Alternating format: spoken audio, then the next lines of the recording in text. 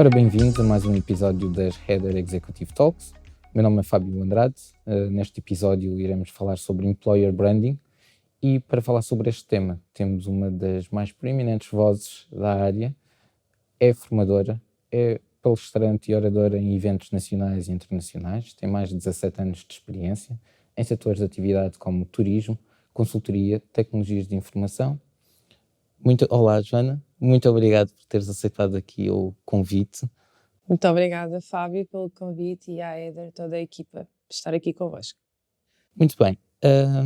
Joana, vamos começar pelo início e para as poucas pessoas que ainda não te conhecem, se calhar fazer aqui uma apresentação daquilo que tem vindo a ser aqui a tua experiência. Eu acho que há muitas pessoas que não me conhecem, honestamente, mas percebo que os mais curiosos sobre o Employer Branding já possam ter visto aqui algum conteúdo ou que já possam ter acompanhado aqui alguma tendência. Portanto, o meu nome é Joana.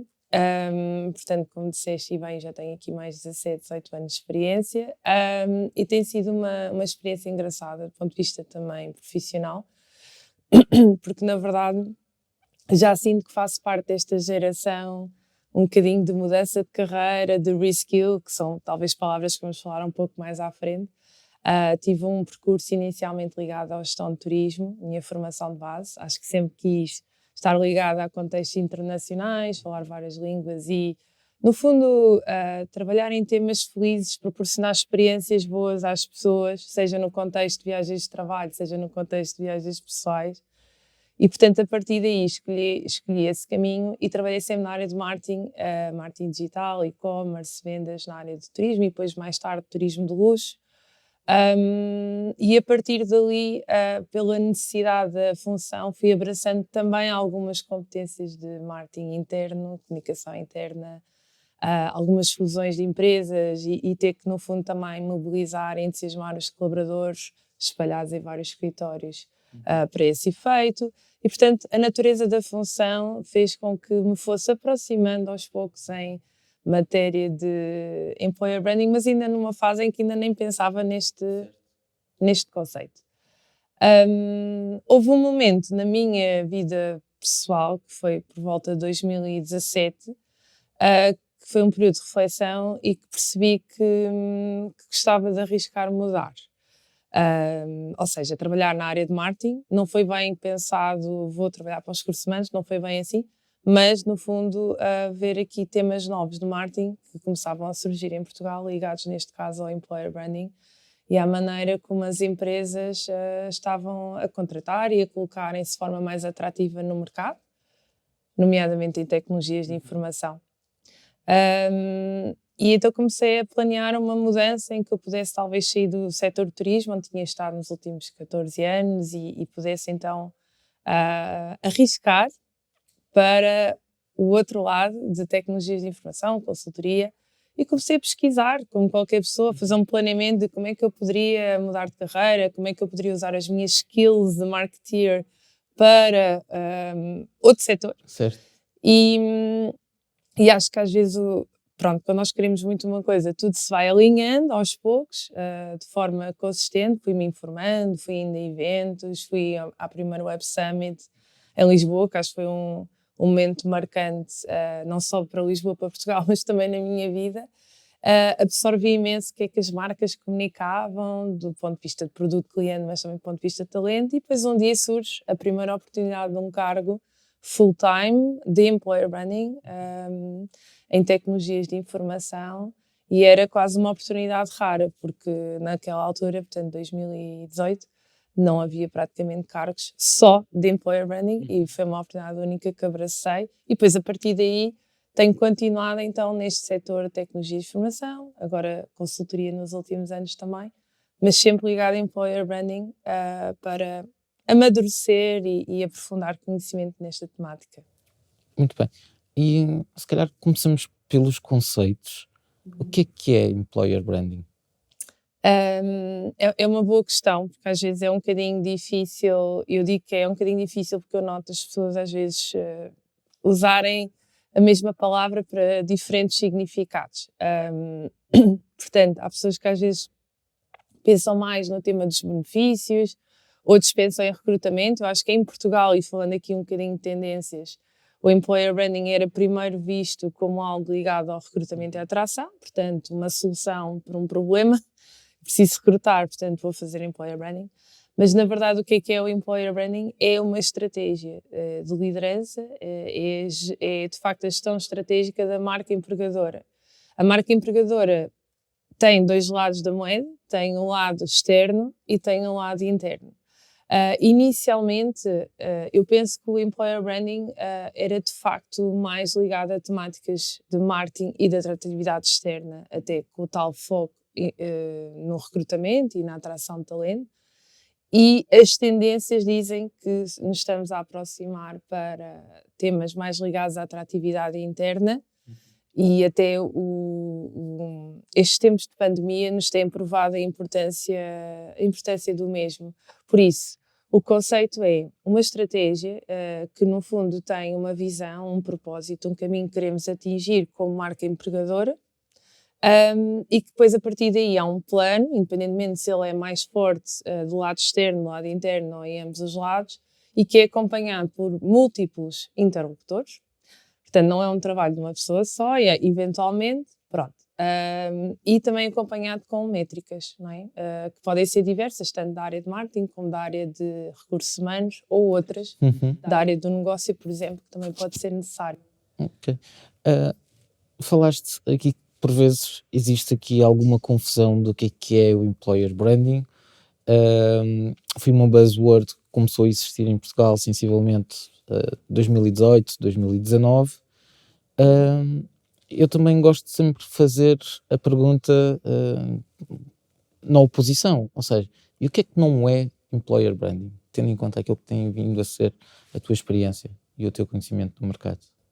Sim, cria-se alguma expectativa, eventualmente, de resolver um problema a curto prazo com uma solução a curto prazo, ou um problema a longo prazo com uma solução a curto prazo. E às vezes pode haver a tentação por decisores de, ok, eu preciso recrutar agora estas pessoas, ou ter uma imagem no mercado um pouco mais atrativa, vamos fazer aqui um vídeo. Ou vamos fazer aqui uns banners para redes sociais. Olha, vamos tentar fazer algo viral, desculpem a expressão. E, portanto, isto não é employer branding, ou seja, iniciativas pontuais, isoladas, numa perspectiva de resolver algo ali a curto prazo, não é em si employer branding. Pode ser um elemento de uma estratégia de employer branding, mas lá está, tinha que ser um plano, tinha que ter uma estratégia, tinha que ser uma visão a médio e longo prazo. Porque acredito que o employer branding só tem, de facto, resultados quando existe a consistência, não é? E quando as peças, de facto, do puzzle se vão encaixando. Mas às vezes há aquela tentação de desenrascar e de fazer algo com poucos recursos e então uma campanha já é employer branding, não é? Ou assim mesmo como às vezes acontece de haver esta expectativa do lado de equipas de recrutamento, que têm o seu trabalho normal de recrutamento, também fazer employer branding. Às vezes o tempo que sobra não será muito, nem sempre poderão às vezes estar dotados também da calma de olhar o lado estratégico do assunto e, portanto, às vezes um bocadinho inglório também para essas equipas que têm 90% de recrutamento e depois têm 10% para pensar em employer branding, e depois pode parecer que os resultados não chegam e às tantas os próprios poderão, não é, sentir-se menos motivados. Portanto, há um bocadinho essa ideia do curto prazo que não é médio e longo prazo, essa ideia também de uma campanha ou de um vídeo que resolve tudo. E depois também há outra questão mais profunda que é o employer branding não é só externo, não é só aquilo que comunicamos para fora, é de facto também a ligação com aquilo que acontece cá dentro. Tem de haver uma consistência ao nível da comunicação. Sim. Porque há que trabalhar também, porque não vale a pena estar a trabalhar na marca empregadora, em estratégias de employer branding. Isto em última instância tendo como resultado criar a atratividade para novos colaboradores, mas depois descurar os atuais colaboradores. E isto é sempre, fazendo aqui um paralelismo com a área do marketing, é pensar a experiência do consumidor em tentar angariar novos consumidores, mas também fidelizar os consumidores. E que tipo de projetos é que tens vindo a desenvolver nesta área? Não sei se queres abordar. Sim. Então, o caso da Deloitte Portugal, na verdade foi muito giro todo o início da viagem, porque havia e há um objetivo de posicionamento, primeiro, por um lado, em tecnologia da Deloitte, ou seja, a Deloitte na altura, em 2019, em Portugal, ainda tinha uma imagem muito ligada à auditoria ou atividades, vamos assim dizer, mais tradicionais da marca e era menos conhecida na área da consultoria em tecnologia. E, portanto, um dos objetivos da criação desta área era pensar de maneira estratégica como é que nós iríamos conseguir colocar a marca no top of mind, ou pelo menos nas marcas empregadoras mais atrativas para estudantes e perfis experientes deste setor de atividade.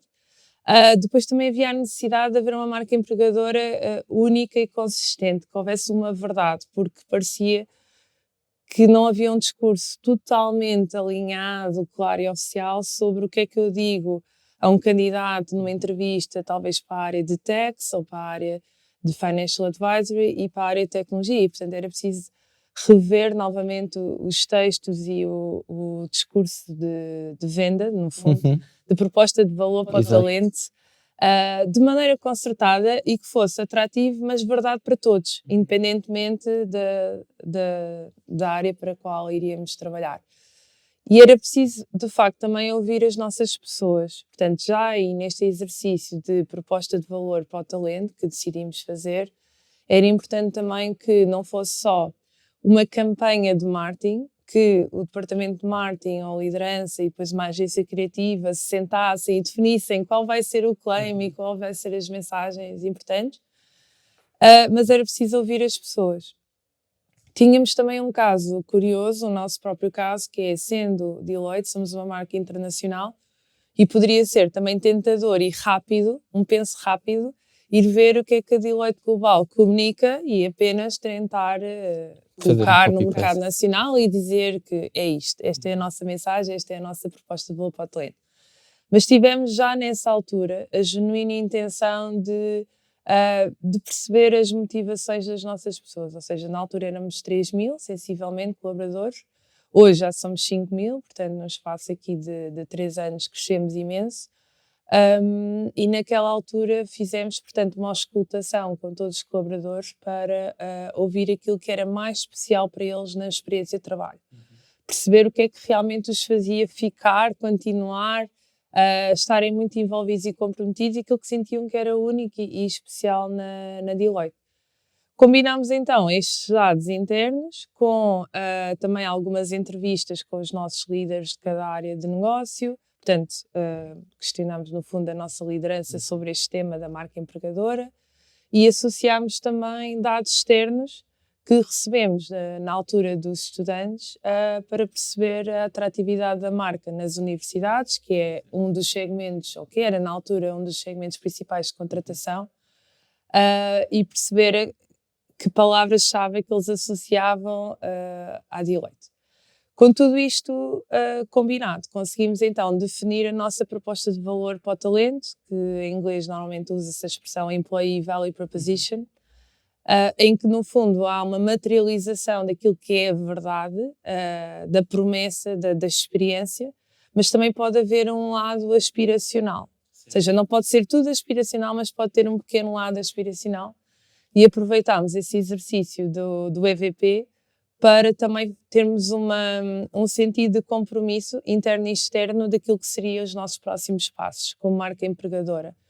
E, portanto, os 3 primeiros pilares eram a verdade vivida e sentida por todos. O quarto pilar era e é, era mais na altura, porque agora estamos a evoluir naturalmente, mas era o compromisso de eu vou apostar aqui, que é o Empower Your Best Self. E a partir daí começou todo um trabalho muito giro de como é que nós então vamos tornar isto de verdade na Deloitte. Portanto, resumindo, fizemos uma auscultação das nossas pessoas, ouvimos os nossos líderes, percebemos como é que o mercado externo de talento nos percepcionava e a partir daí criámos então 4 pilares de mensagem, ao qual depois foi preciso ter um claim principal e que era aquilo que era de facto, uma expressão que fosse facilmente comunicada, mas que fosse sobretudo vivida e que fosse o mais especial, se tivesse que resumir o mais especial, e que ficou definido como You Will Never Work Alone.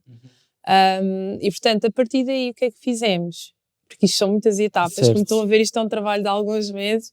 Trabalhámos com a nossa agência criativa, a Acne Studios, que também faz parte da Deloitte, e criámos uma série de ilustrações exclusivas, metade delas só para tecnologia, para começarmos então também visualmente a conseguir ter um look and feel mais tecnológico, mais acessível aos olhos das pessoas que trabalham em tecnologia, e começámos toda uma declinação destes temas, do ponto de vista criativo, vídeo, etc., em todos os touchpoints, ou seja, elementos da experiência de trabalho, não só para candidatos e nas ações de atração, mas também internamente, seja do ponto de vista físico, presencial, seja do ponto de vista digital. E, portanto, foi um trabalho de preparação até o lançamento, sensivelmente 9 meses ao todo, porque também tivemos que depois ter a seguir, eu posso contar mais tarde, algumas iniciativas de mudança interna, e a partir do momento em que lançámos, eu acho que foi pelo menos mais um ano, e no fundo todos os dias continuamos a trabalhar nisso, mais um ano de como é que eu aplico agora isto e adapto à vivência e aos momentos importantes. Às promoções, à festa de Natal, ao Deloitte Day, enfim, todos os momentos importantes na vida do colaborador e que conseguíssemos, no fundo, juntar a comunicação com a vivência e a experiência de cada um.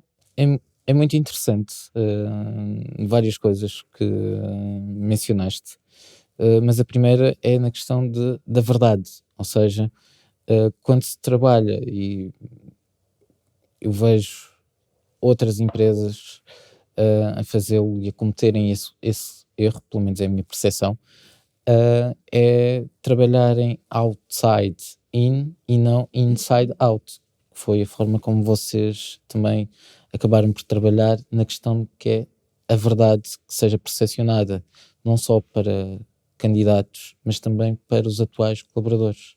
Sim, o que eu acho que acontece é que nós começamos, como muitas empresas começam, que é, há um problema grande ligado a uma dificuldade, aliás, em como é que vamos recrutar muitas pessoas num segmento no qual não somos conhecidos ou não somos top of mind em pouco tempo. Portanto, aí há um problema ligado ao externo. Certo. Um problema que não é um problema, mas que não deixa de ser desafiante, não é? Ok, temos de fazer algo rápido, é uma mudança de percepção no mercado, temos de ter as melhores pessoas a trabalhar connosco, portanto, mas é de facto ligado ao externo.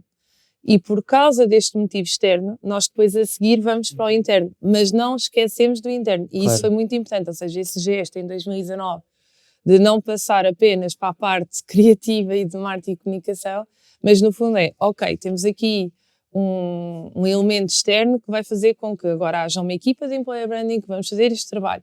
Mas já que o vamos fazer de forma completa e vamos integrar tudo, até porque as nossas pessoas são as primeiras a ser os embaixadores da empresa e são eles que passam a mensagem mais importante lá para fora. Portanto, tínhamos que ter sempre esta integração de o que é comunicação corporativa com o que é comunicação de cada um de nós.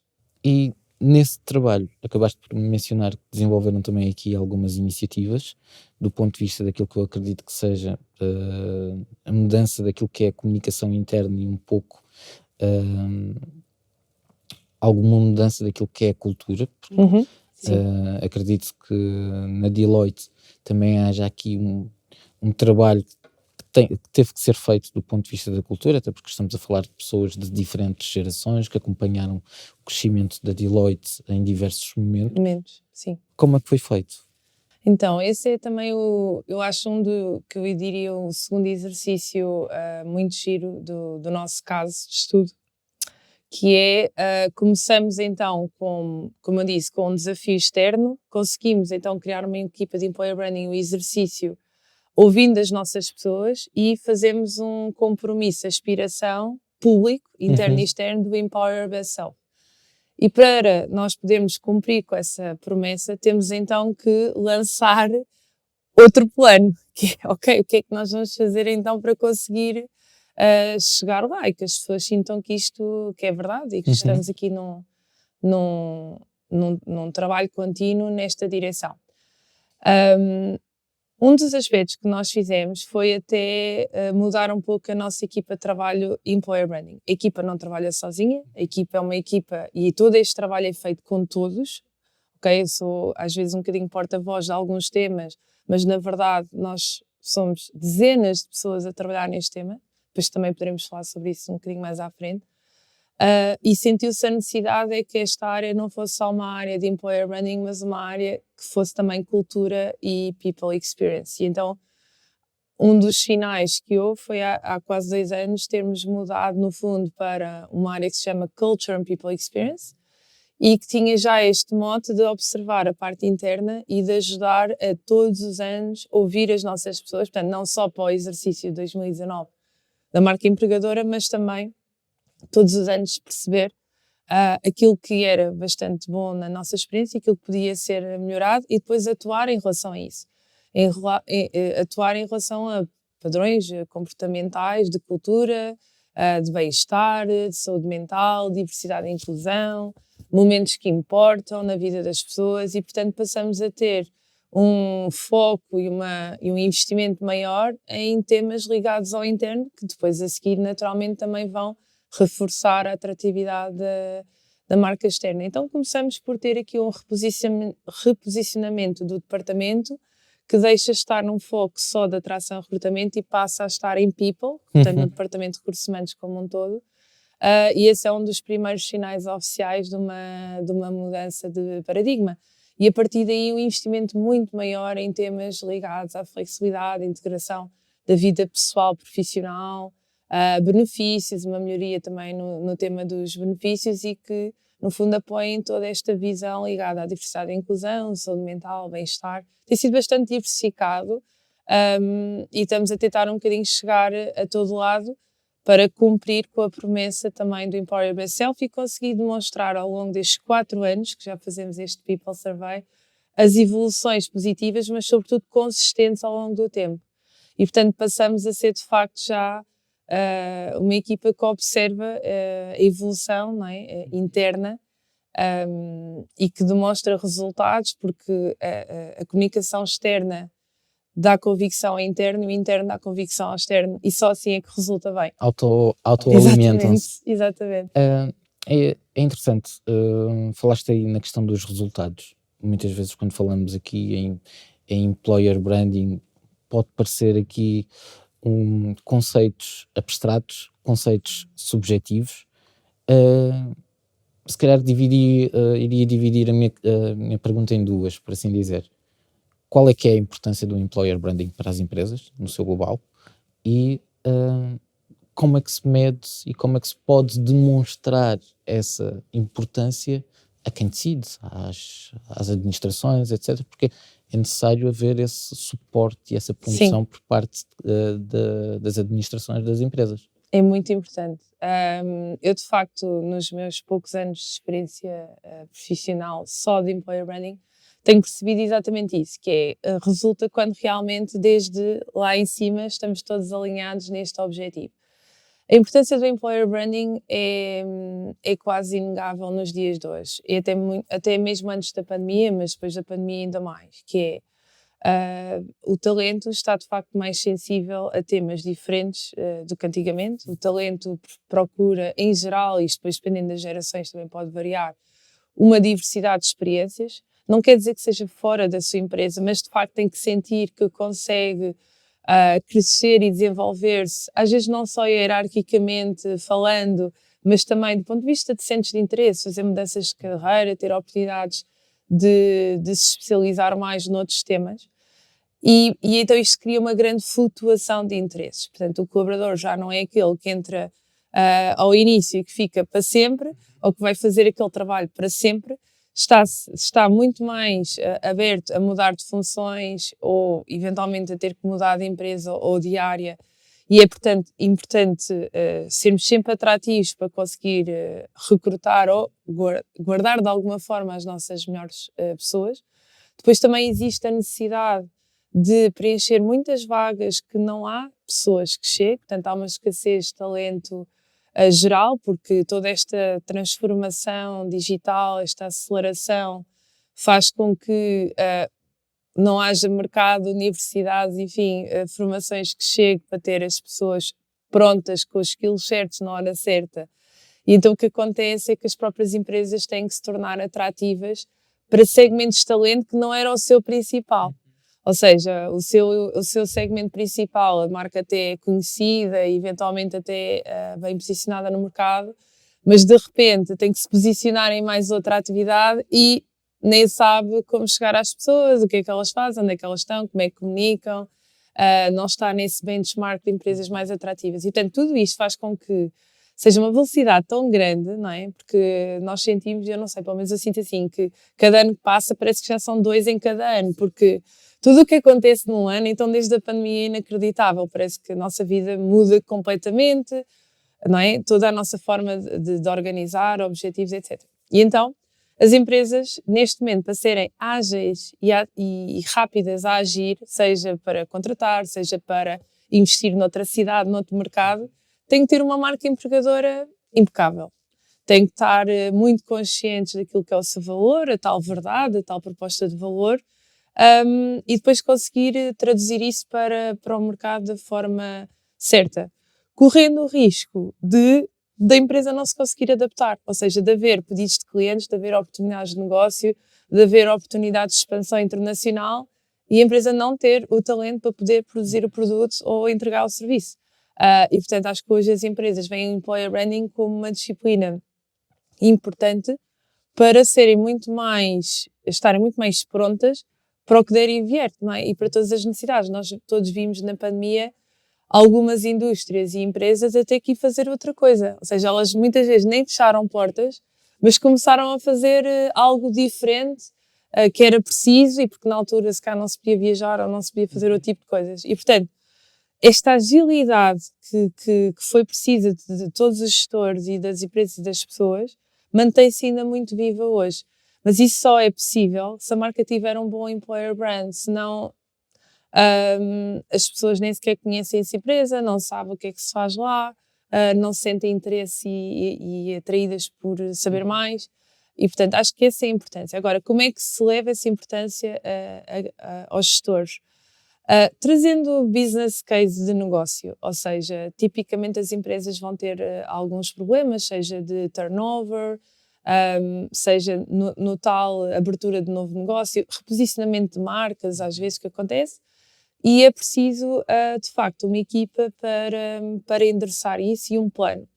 E se esse plano for organizado e tiver métricas que correspondem àquilo que é a necessidade da empresa, os gestores vão estar muito mais disponíveis. Portanto, se há negócio e esse negócio pode ser, no fundo, atingido, não é, alcançado através deste plano, nomeadamente também através deste plano de employer branding, começa a haver um interesse e um sponsorship dos líderes a esse nível e muitas vezes tem que ser apoiado em algumas métricas. E para quem está a iniciar, que tipo de métricas é que estamos a falar? O que é que se pode medir? Podemos ter métricas de variadas ordens. Se for aquela vertente que falámos ao início, mais da comunicação externa, da atratividade externa, tipicamente vamos olhar, por um lado, para métricas ligadas a marketing, que tipicamente os marketeers iriam olhar, como a presença nas redes sociais, ou pelo menos em sítios. Lá está, estou a dizer redes sociais já é um clichê. Na verdade, nós temos que saber primeiro quem é que vamos contratar, neste caso, se for para contratar, onde é que essas pessoas andam, o que é que frequentam, o que é que consomem em termos de conteúdos no digital e no presencial. E se imaginarmos que é nas redes sociais, por exemplo, e quais redes sociais, vamos então olhar para os seguidores que poderemos ter, o alcance, o alcance das publicações, o engagement, mas tudo isto de forma muito planeada e organizada. Portanto, estou a falar assim numas teorias, mas podemos olhar assim para alguns indicadores de marketing ligados a redes sociais. Podemos também ter oportunidades de imprensa, em que no fundo as oportunidades de carreira da marca podem estar expostas também sob forma de entrevistas e de testemunhos nos mídia. Podemos também ter métricas ligadas a eventos, seja sempre que uma marca acaba por patrocinar um evento, estar presente com speakers, estar envolvido de alguma forma, também conseguimos aferir métricas ligadas aos eventos. Depois também há sempre os conhecidos prémios, não é? Prémios de atração, da atratividade das marcas, que tanto acontece nos mercados nacionais como internacionais, para alguns segmentos. Portanto, no fundo, estarmos atentos a que distinções é que fariam sentido, não só de recursos humanos e de marcas atrativas, mas também da própria área de especialidade. Eu acho que toda a gente se sente entusiasmada se sentir que vai trabalhar para uma equipa ou para uma empresa que costuma ter distinções da sua área de negócio, não é? Ou que é valorizado no mercado por aquilo que tem feito. Portanto, há várias formas de medir métricas ligadas um bocadinho à comunicação externa e marketing, aqui são só alguns exemplos. Depois também do ponto de vista de recursos humanos, será mais fácil perceber o número de candidatos que fazem fit para as vagas em relação a cada vaga que é publicada. E, portanto, nós podemos sentir ou não uma evolução de a minha marca está muito mais atrativa porque eu agora coloco o mesmo cargo no LinkedIn há um ano atrás e tenho muito mais candidatos, e se esses candidatos, no fundo, também são qualificados para o cargo, não é? Outra métrica, só a título de exemplo, que também podemos aferir, é a taxa de conversão entre um candidato que entra num processo até aceitar a carta oferta. Portanto, quantos aceitam, quantos rejeitam, proporcionalmente o que é que isto nos está a dizer. Portanto, se no fundo há uma vontade maior de converter, vamos assim dizer, e a pessoa escolher a empresa para entrar e para trabalhar ou não.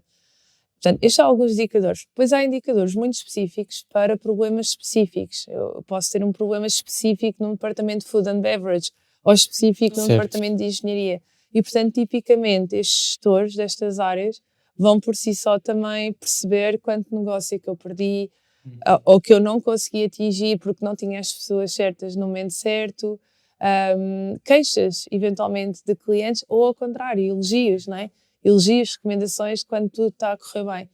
Portanto, às vezes é uma combinação de vários fatores dependendo do objetivo de Employer Branding. Eu costumo dizer que Employer Branding não é a receita da Bimby, não há o livro de receitas assim que é só seguir a quantidade e os ingredientes, mas é de facto perceber qual o propósito, qual a missão, o que é que todos queremos fazer, que problemas gostaríamos de resolver. A partir daí ter um plano e a partir daí ver quais são as métricas que faz sentido avaliar e acompanhar. Muito bem. Falaste aí de dois pilares. Trabalhas numa consultora que acaba por ter aqui um terceiro pilar do ponto de vista daquilo que é a comunicação. E isto intercalando dois temas em algo que também acabaste por mencionar, que é o facto de o posicionamento, quem são as pessoas que nós queremos contratar, porque muitas vezes fala-se em recrutamento e seleção, mas na verdade é seleção e recrutamento, porque a partir do momento em que nós definimos e selecionamos logo qual é que é, afunilamos onde é que estão o target, nós já estamos a criar aqui um mecanismo, uma forma de comunicação de chegar a essas pessoas. Isto num cliente final acaba por ser aqui um pouco mais fácil nesse sentido. No entanto, trabalhas numa consultora em que também tem que ter aqui um equilíbrio entre a comunicação interna, comunicação externa para os candidatos e o posicionamento para o cliente. Para o cliente, sim. Como é que... Verdade, esse equilíbrio. Eu, por acaso, há pouco não falei tanto disso, mas é totalmente verdade. Ou seja, quando nós começámos o exercício da marca empregadora, ele não se faz só do ponto de vista externo, de talento e interno, mas depois também, no fundo, que seja compatível com a marca cliente, vamos assim dizer. E, portanto, é muito importante também do ponto de vista do negócio, e este também pode responder à pergunta do porquê Employer Branding para os gestores. É muito importante hoje em dia que clientes percebam que estão a contratar serviços ou produtos de empresas atrativas, empresas onde é bom lá trabalhar e, na verdade, isto também corresponde a um objetivo de negócio, que é engraçado, não é? Todos nós, cada vez mais, até como consumidores, também às vezes nas nossas escolhas de produtos no supermercado, pensamos, aquela marca, ouvi dizer, às vezes até são fake news, mas a verdade é que hoje em dia importa, não é? A nossa responsabilidade social, interna e externa, não é? Importa para o cliente. E, no fundo, o que é importante é é de facto haver um alinhamento entre a marca, digamos assim, de consumidor e de negócio com a marca empregadora. Mas até acho que é cada vez mais bem visto a marca empregadora de alguma forma também se fazer ouvir um pouco mais, porque o próprio cliente tem esta sensibilidade, desta responsabilidade de saber o ambiente e que se tudo corre bem e são pessoas com talento, com qualidade, que de facto estão na sua melhor versão para entregar o melhor trabalho e o melhor resultado. E ao fim do dia o que os clientes também desejam é que as empresas com quem trabalham entreguem o melhor serviço. Certo. Não é? E portanto, no fundo, acaba por estar interligado de uma forma positiva. Tem que haver também um acompanhamento. Às vezes acontece de haver por exemplo, uma linguagem muito informal no que toca à marca empregadora de talento, e isso não ser o caso de marca externa para cliente. Às vezes o que pode haver como caminho aqui numa estratégia de employer branding é separarem-se alguns dos canais. Por exemplo, a rede social, a título de exemplo, no LinkedIn pode não ser o mesmo para cliente e talento, Certo. ou pode, Certo. quando não há de facto uma compatibilidade, às vezes até linguística, porque os nossos clientes podem falar todos, ficar numa língua estrangeira e a nossa marca de talento tem que falar em português, por exemplo, estou a dar aqui um exemplo. E aí pode haver necessidade de separar canais de redes sociais, de ter um canal para talento, não é? Um Instagram para talento, LinkedIn para talento. Portanto, depende um bocadinho, mais uma vez, é à medida, dependendo de cada objetivo e de cada situação, pode haver necessidade de separar um bocadinho as águas. Se não, a convergência é o ideal, porque o cliente, no fundo, também está a par e passo daquilo que são as tendências de talento nessa empresa. Eu acho que se sente ainda mais convicto a querer adjudicar os seus serviços. E cada vez mais os próprios clientes estão mais com maior consciência e mais preocupados também com os fornecedores com quem trabalham, Exatamente. com os parceiros que trabalham. Por vezes o que acontece é também a questão do tom, que acabaste por aflorar aí um pouco, porque se utilizares um tom formal, que pode ser aqui a comunicação juntamente, faz parte da cultura da empresa, da cultura com o contacto com os seus parceiros, com os seus clientes, essa utilização de um tom formal pode, por si só, ser um fator de exclusão de candidatos, por exemplo, que se revêem numa cultura mais informal e vice-versa. Por isso é necessário, e acabaste por mencionar algo bastante interessante, que é, ok, até pode fazer sentido haver uma separação de canais de comunicação. Sim. Para não haver aqui confusão, para também não impactar negativamente com o negócio.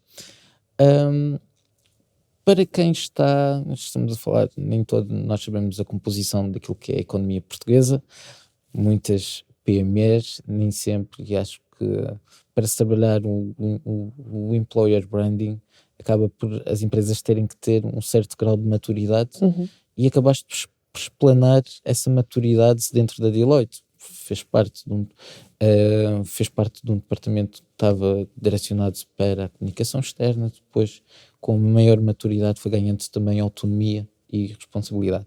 Mas para quem quer iniciar, para quem está a assistir a este Executive Talk e chega à conclusão da importância do Employer Branding, quais é que são os principais conselhos que deixas às pessoas que querem iniciar uma estratégia de Employer Branding nas suas empresas?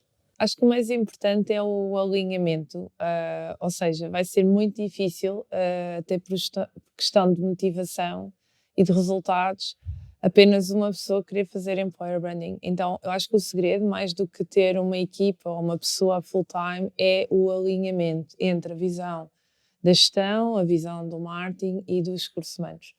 Havendo esse primeiro alinhamento, acho que é o ponto de partida para os passos a seguir. Porque invariavelmente vai ser sempre preciso algum momento equipa de comunicação, equipa de marketing, equipa de recursos humanos. Portanto, esse alinhamento, esse trabalho de equipa alargado tem mesmo que existir, e só assim tem resultado também na nossa organização. Depois, a partir daí, podem então ser definidos, ok, quais são os objetivos deste trabalho, qual é que é o problema, os desafios que nós queremos resolver, fazer o tal plano customizado. Aqui, dependendo das empresas, tanto pode ser levado mais pela equipa de recursos humanos como pela equipa de marketing. Eu já trabalhei nas duas situações na função de Employer Branding, hoje em dia estou no departamento de People. Acho que há cada vez mais temas ligados a People, porque não é só comunicação externa, mas naturalmente também pode acontecer a partir do departamento de marketing, dependendo também dos objetivos do próprio plano. Eventualmente, se houver a oportunidade de uma formação ou de contratar serviços fora, porque muitas vezes estas empresas não podem ter recursos a tempo inteiro para esta necessidade, portanto, provavelmente trabalhar com consultora nesta área de Employer Branding para conseguirem ter um apoio, uma convicção maior no arranque. Porque acho que, como tudo na vida, o difícil é começar. Não é? O ter a coragem do é mesmo por aqui, vamos mesmo fazer isto, mas eu ainda não, nem percebo tudo sobre isto, percebo uma parte, mas não sei bem como começar e depois não sei bem se vou conseguir medir bem os resultados. Portanto, acho que, honestamente, numa estrutura mais pequena, o ideal é usar serviços também especializados nesta área para ganharem confiança e só depois cá mais tarde, no fundo, terem o seu próprio caminho, não é? Outro dos temas que quero abordar é aqui também o teu contacto internacional. Tens estado aqui, participado em N eventos internacionais, és speaker a nível internacional. Queria perceber, numa primeira fase, o que é que se faz lá fora e o que é que não se faz cá dentro, ou as diferenças do que é feito lá fora com o que é feito cá dentro, em que ponto é que estamos a nível de trabalhar o employer branding, e depois numa segunda fase perceber quais é que são as tendências, porque o employer branding, e tu já abordaste também aqui alguns temas, se calhar numa primeira fase tem a ver com a questão da maturidade. Pensam-se muito numa forma de comunicação externa, começou-se a olhar para a comunicação interna, depois começa-se a ver a experiência daquilo que é os diferentes touching points dos colaboradores. Tentar dividir a minha pergunta nestas duas áreas, ou seja, o que é que já é feito lá fora que ainda temos aqui, ou não, posso ter aqui uma perspectiva errada. Então, a minha perspectiva é que a questão se calhar aprende-se um pouco mais com aquilo que tu dizias na questão anterior, que é Portugal ainda assim tem muitas pequenas e médias empresas e por isso a estratégia de Employer Branding não estar, às vezes de forma já mais avançada e madura, em Portugal no seu todo, mas acho que tem mais a ver com o tecido empresarial do que propriamente, porque eu olhando para as grandes organizações em Portugal, não vejo um desfazamento ou uma diferença enorme do ponto de vista geral, pelo menos em relação à Europa. Naturalmente, os Estados Unidos nota-se e que o Employer Branding tem sido um tema trabalhado já há muitos mais anos e com quem eu sinto que aprendo bastante. Há coisas que eventualmente não se aplicam ao nosso mercado português ou até europeu, mas há temas que sim, parece que eles estão uma página à frente em alguns momentos e nós depois começamos aqui em Portugal e na Europa a aplicar, depois há os early adopters, né, que eles começam primeiro, depois há os resistentes, que começam depois. Mas eu acho que invariavelmente nós chegamos lá, não sinto neste momento, até quando vou a estas conferências, não sentimos mesmo, pelo menos na nossa realidade aqui da Deloitte Portugal, não sentimos esse desfazamento de maturidade. Nós no fundo também crescemos de 3.000 para 5.000 pessoas, muito rápido. E houve uma questão que acelerou tudo isto do ponto de vista internacional, que é a pandemia. Nós, a partir do momento em que ficamos todos em casa ou a trabalhar remotamente naquela altura, o digital é só um link de Zoom, não é um link de Teams. E, portanto, na verdade, tudo o que nós fazemos a nível local também fazemos com a maior das facilidades a nível internacional. Eu acho que até começou um bocadinho também por aí a minha partilha depois mais regular do ponto de vista internacional, porque afinal nem era preciso viajar, nem era preciso ir aqui e ali, é só falar em inglês, estou a brincar. Mas facilitou um bocadinho. E agora, voltando a este contexto presencial em que nós estamos, agora acumulam-se outras oportunidades presenciais no internacional, mas que no fundo começaram ali um bocadinho na pandemia. Alguns temas eu sinto que nós em Portugal ainda se calhar não olhamos para eles com tanto investimento e de maneira tão consistente, nomeadamente em alguns temas de diversidade e inclusão, que fazem parte ou poderão fazer parte de uma estratégia de employer branding ligada à diversidade cultural, mas penso que hoje em dia já começa a haver esse tema precisamente em Portugal, porque temos de facto cada vez mais populações de outros países que vêm no fundo ocupar vagas de setores de atividade que não conseguem preencher os seus postos de trabalho e portanto há temas que noutros países já é mais habitual, não é? Trabalhar o tema da diversidade cultural na experiência das pessoas nas organizações e que em Portugal acho que ainda estamos muito no arranque, mas que invariavelmente não vamos poder fugir e evitar. Portanto, é um bom assunto. De resto, assim, de maneira geral, acho que nós estamos muito a par e passo em várias temáticas, porque depois há países que estão um bocadinho mais, entre aspas, à frente, mas outros também estão um bocadinho mais atrás. Eu não tenho sentido, pelo menos nesta experiência da Deloitte Portugal, assim, grandes desfazamentos em relação ao que se faz lá fora. A nossa realidade é uma realidade não só de Portugal, mas também de Angola, Moçambique, Cabo Verde e São Tomé, portanto, na verdade, nunca somos só um único país. E as outras histórias que eu ouço, tipicamente são de decisão mundial, que é mais complexo também, mas no fundo os temas são sempre um bocadinho os mesmos, não é? Este empoderamento das pessoas, por exemplo, de cada um de nós ter, não é, o seu telemóvel e estar 24 horas sobre 7, possivelmente presente nas redes sociais, poder comunicar sobre a sua experiência de trabalho, para o bem e para o mal, é um grande desafio para todos, não é? E, portanto, há temáticas ligadas a esse lado, do que é que o colaborador diz sobre a sua experiência, como é que ele é embaixador e como é que ele passa uma boa imagem lá para fora. Portanto, são temas que nós conversamos muito, não é? O facilitar a partilha de conteúdos através de colaboradores, como é que o podemos fazer, mas de forma também a não ferir a marca empregadora ou não ferir suscetibilidades de negócio. Portanto, tem sido muito interessante ouvir estas reflexões. Ok. Uma das áreas que acabaste por mencionar, a questão da diversidade, e aliás tu assumiste também aqui um cargo internacional, não sei se queres abordar aqui. Na verdade, eu sou responsável do Departamento de Culture, People e Experience na Deloitte em Portugal e como eu disse há pouco, não é só Portugal, portanto Angola, Moçambique, Cabo Verde e São Tomé, mas também assumi desde janeiro, vai fazer agora um ano, um cargo ligado à diversidade e inclusão numa combinação, como nós chamamos, de member firms, que é a DCE, e que no fundo abrange 30 mil colaboradores, sensivelmente, entre França, Alemanha, países francófonos da África, Europa do Leste, Turquia, Luxemburgo, Áustria, Portugal. E portanto é um cargo muito, muito interessante, aborda temas como o equilíbrio de género nas organizações, LGBT+, e também, em particular, saúde mental e bem-estar, mas estamos também agora a abraçar 2 novos pilares, que é a neurodiversidade e a disability. E, portanto, é um tema cada vez mais amplo. Certo, sem dúvida, e se calhar daria para outra Executive Talk. Sim. A nível, uma última questão, nível de, sei que já afloraste, nível de principais tendências daquilo que tu tens vindo a assistir, que seja algumas das práticas a nível de employer branding.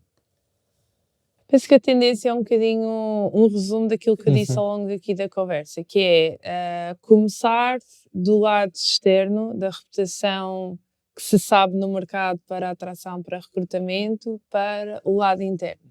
Começar a olhar e colar as peças do puzzle entre o que nós dizemos para fora e aquilo que nós, no fundo, conseguimos proporcionar, melhorar, transformar em termos de cultura e de experiência cá dentro. Esse é um dos temas mais falados, e também porque a pandemia fez com que as pessoas ficassem ainda mais no centro das atenções, a maneira como elas estavam a lidar com o trabalho remoto súbito, com alguma falta de preparação na altura, problemas ligados à saúde mental.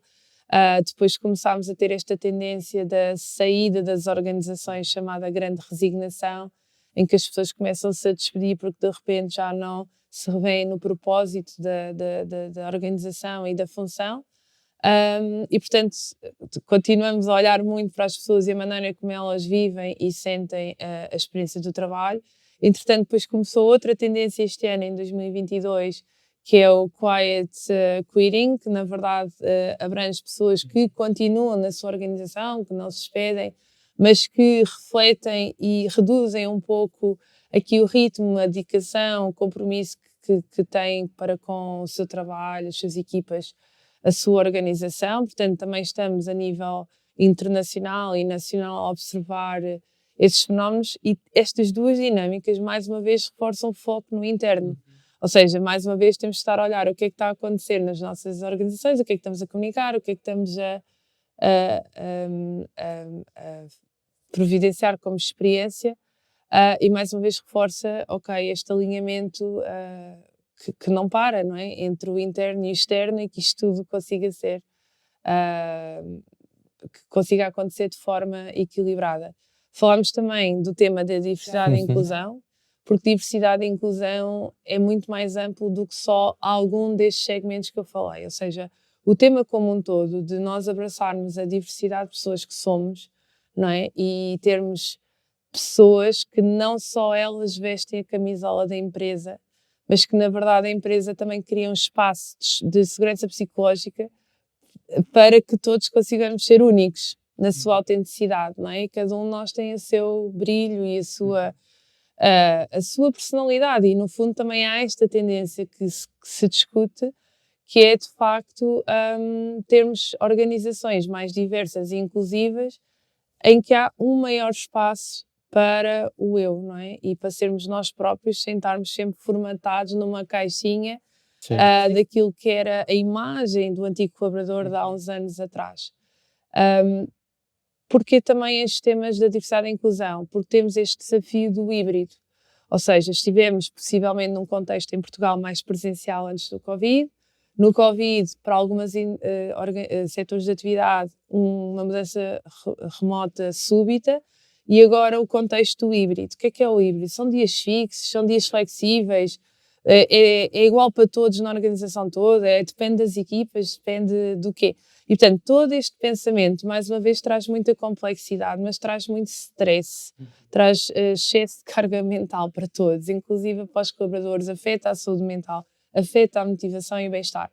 Então, mais uma vez, também estamos a olhar muito para o tema da diversidade e inclusão como um veículo que promove saúde mental e bem-estar. Se eu conseguir integrar aquilo que eu espero de algum grau de flexibilidade com a minha entidade empregadora, eu vou me sentir melhor, eu vou estar feliz e realizado no meu trabalho. Se eu sentir que não consigo, vou estar em stress, não vou conseguir estar concentrado, não vou conseguir dar o meu melhor trabalho. Portanto, o tema de diversidade e inclusão vai além da paridade de género, vai além do segmento da LGBT+, vai além da diversidade cultural, mas vai até nas pequenas coisas do dia-a-dia, não é? De como é que eu trabalho, como é que eu trabalho, onde é que eu trabalho.